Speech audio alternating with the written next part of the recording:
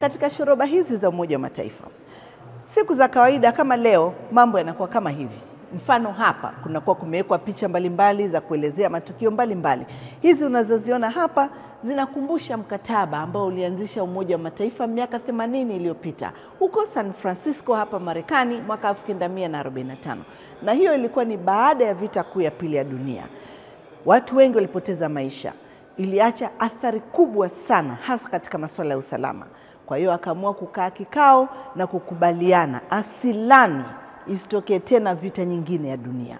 Kwa hiyo akaenda San Francisco, wakaketi, wakajadiliana, wakaamua kutia saini ili kuhakikisha kwamba kila mwanachama ambaye atakuwa mwanachama wa Umoja wa Mataifa atatekeleza ahadi ya Umoja wa Mataifa ya kuhakikisha amani na usalama wa dunia na vita kukomeshwa. Walichukua kalamu, wakaweka ahadi, wakaweka majina yao kama mimi ninavyoweka ya kwangu hapa.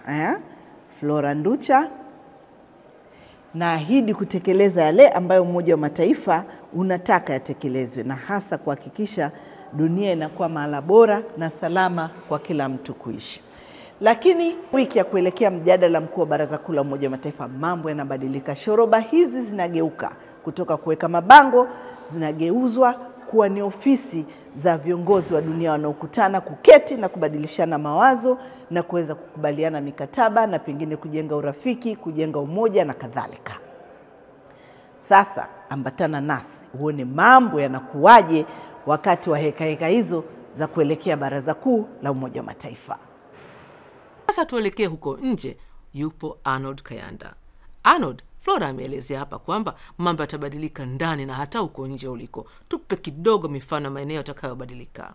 Kwa mfano hapa patajengwa mabanda.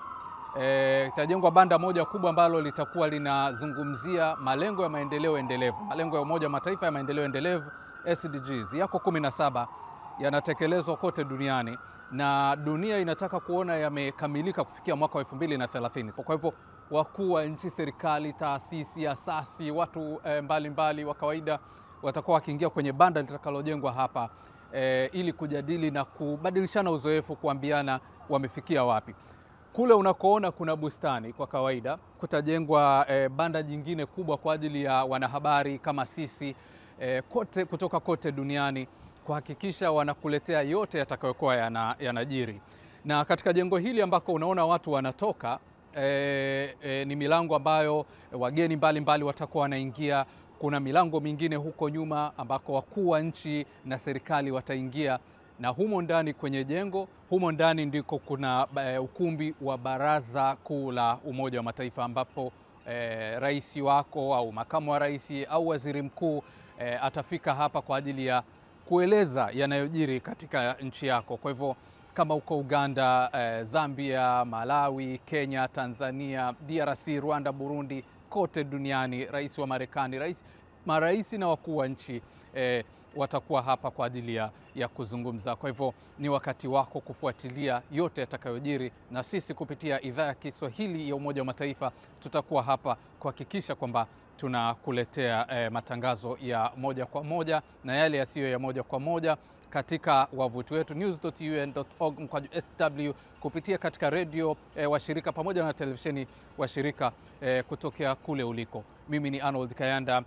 tutakuwa na Elea Mushi, Assumpta Masoi, Selina Cheropon, Flora Nducha na pamoja na watangazaji washirika kutoka sehemu mbalimbali kukuletea mahojiano, maandishi katika wavuti wetu, picha pamoja na video, na tutahakikisha kwamba unashiriki hapa katika Umoja wa Mataifa hata bila kufika hapa. Asante sana Arnold Kayanda. Bila shaka kwa uwepo wa viongozi wakuu wa nchi na serikali zaidi ya 100 na maelfu ya wahudhuriaji wengine, usalama ni kitu kinachopewa kipaumbele cha juu sana. Kupitia mahojiano yaliyofanywa na Monica Grayley wa idhaa ya Umoja wa Mataifa ya Kireno, Aissata Kamara, kamishna wa masuala ya kimataifa ya jiji la New York, anaeleza walivyojipanga na vikosi vyote vya usalama ikiwemo polisi wa jiji la New York NYPD, wana usalama wa taifa la Marekani FBI kwa kushirikiana na walinzi wa Umoja wa Mataifa.